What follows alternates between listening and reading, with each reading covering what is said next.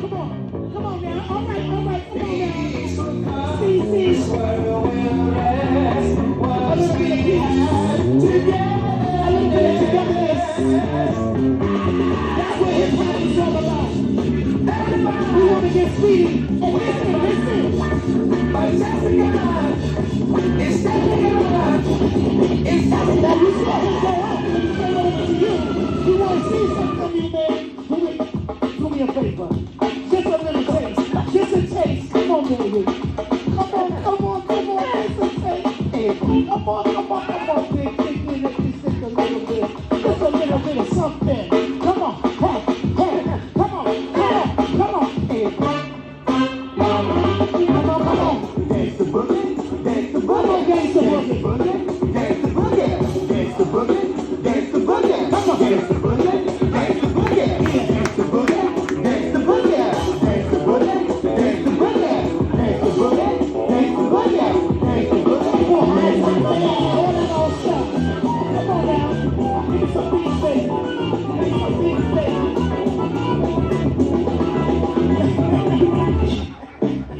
Yes.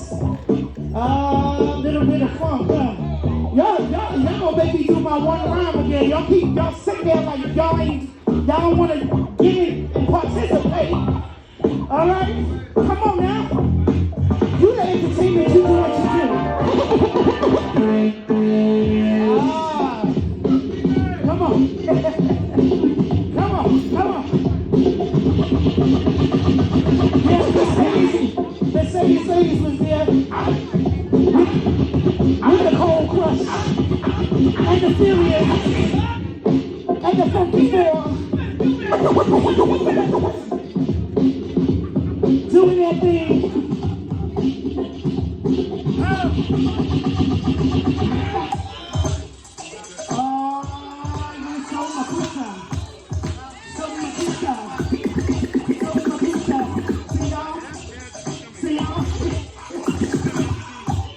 Y'all making me want to do something now.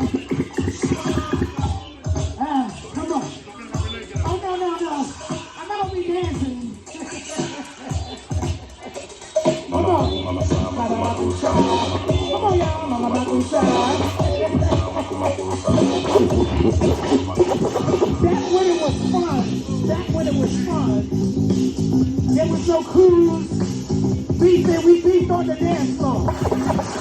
We got on the dance floor and we showed them our moves.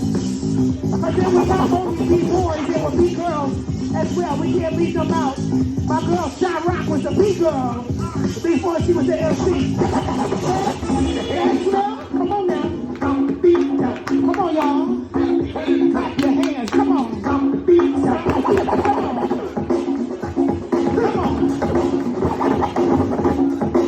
I think you're going to do Janet Jackson out of the chair. So, last week, Jerry Buckland. I cannot forget my man Speedy, the original B-boy, one of the original B-boys in here. He's here. He's chilling for today, but we just want to do a little something, because everybody like, wait for their move. They just kind of stick around. So we wanted to get into that. Come on, backspin now. Come on now.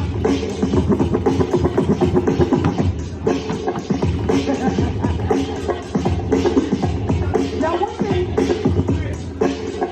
I'm going to do my first meeting with Grandmaster was in the teaching us. I'm the place to be.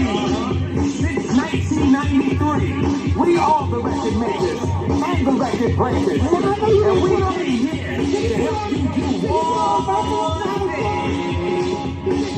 You got to let it out. All right. Can we just keep it instrumental for a minute while I'm talking? All right.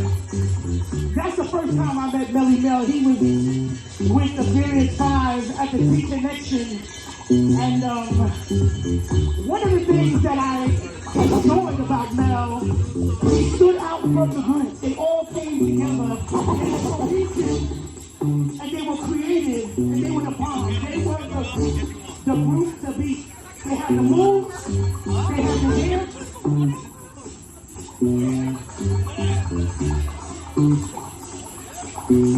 Go, sister. Go, sister.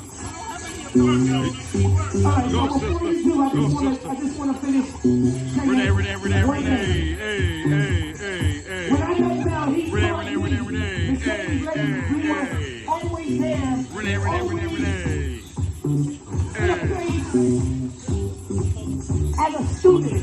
We were a student of the masters. For whatever that they wanted to come out their mouth, and then they dumped it on us, and it was accepted in the name of hip hop. But the thing is, they didn't accept us. Now when NWA came out, and I'm not mad at NWA, I love Cube, I love Dre, I'm not mad at them. Easy. And they wanted to be gangsters, they could have did that. They didn't have to pick up the mic to do that. They didn't have to, and then to show us the kind of respect that they show us, or disrespect.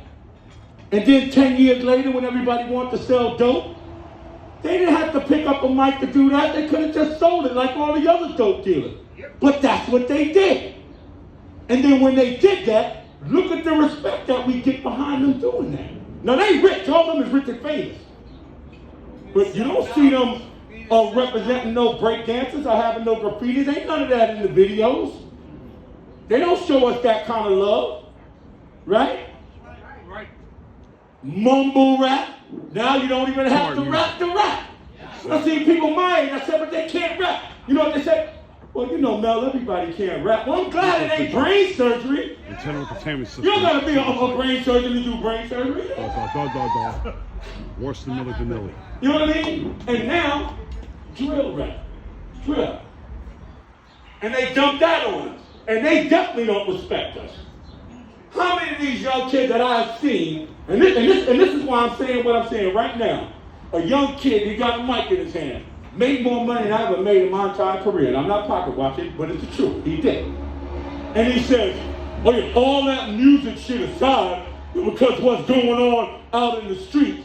Now, if you want to kill somebody, you don't got to pick up a mic to do that. Just go kill the guy. But they pick up the mic, and now all of that is supposed to be hip-hop, but none of them respect us. And we gave it all to them. That's right. Ain't nobody going to disrespect Jay-Z. Ain't nobody going to disrespect Cube and them. But I know I don't got the same opportunity that they got. And I know I can still lay it down. You see what I'm saying? We give them respect, they got the respect. They did whatever they had to do. But here it is, where's the B-boys at? Where's the graffiti at? I mean, even the DJs, everybody want to be a tough guy. They done broke us down to our lowest common denominator. The dude out in the street represents hip-hop. Now, I know I'm a grown man. I never shot nobody. I'm 60 years old. I never shot nobody. I never stabbed nobody. And I've never been to prison. And that's about right.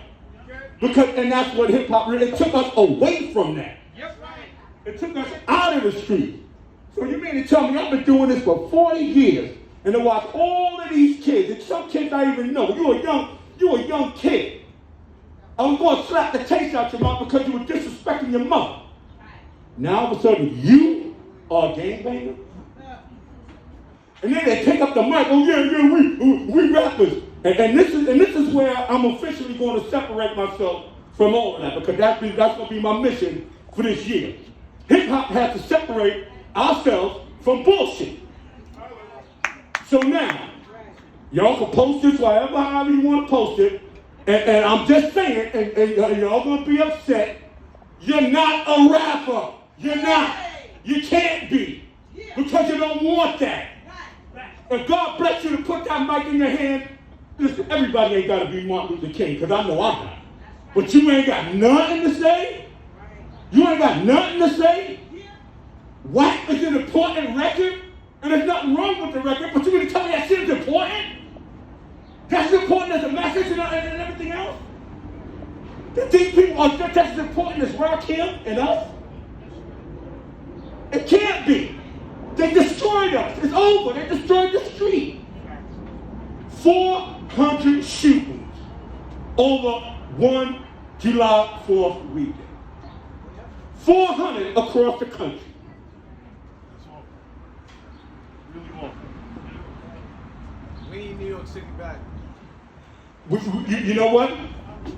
It might not be no coming back, but we got to separate ourselves. There's got to be a point where you ain't all right with everything. You know, everybody got trying to, you know, they was going for the hip part of hip hop. Oh, yeah, I ain't with it. I'm 60 years old.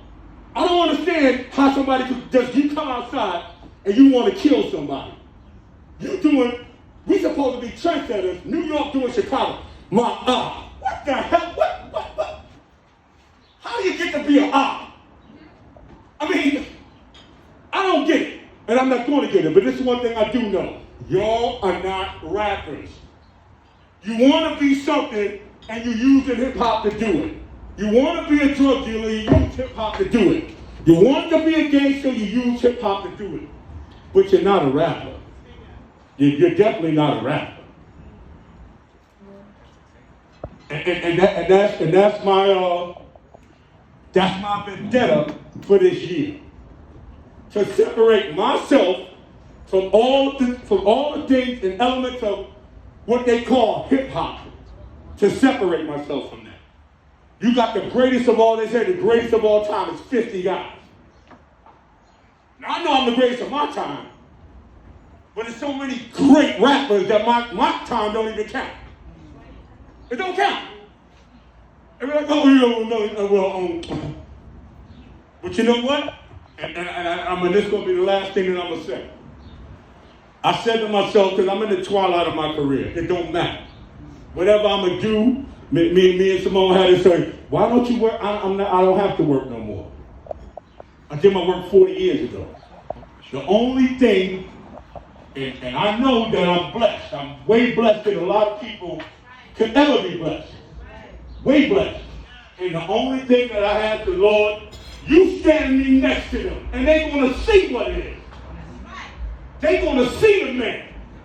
Because I do this every day. They did it till they get rich, and then they can retire. Right. And then they can go live in a big house and talk about how street they still is.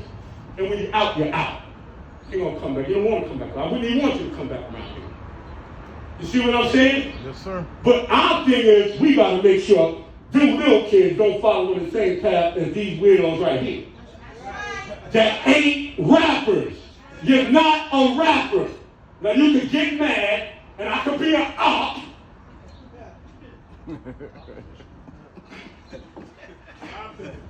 What I'm saying, like we ain't got opposition. They doing what the white man trying to do for 400 years. These niggas is doing it. And ain't nobody telling it. You're a gangster because you remember the rhymes of somebody else. And my whole thing is very simple. Stand me up next to him. I'm going to show you what a rapper is. Give me a figure of that. Give it up one time for Melle. I want to also ask Grandmaster Kaz, would you come up here?